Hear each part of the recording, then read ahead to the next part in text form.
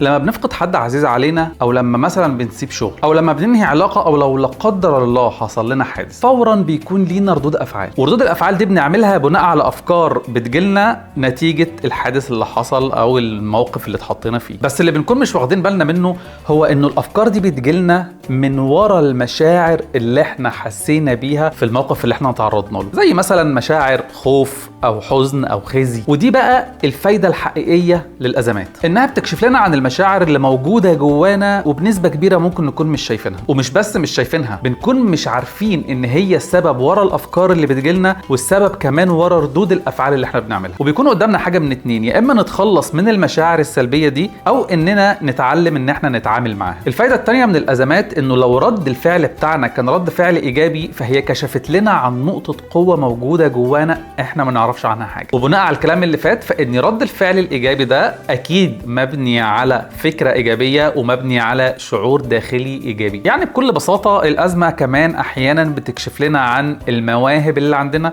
والقدرات اللي موجوده جوانا واحنا مش عارفينها، وده بيخلينا اقوى، وبيخلينا ناخد ثقه في نفسنا اكتر. فعايزين نبدا نتعلم ازاي نكسب من ورا الازمات.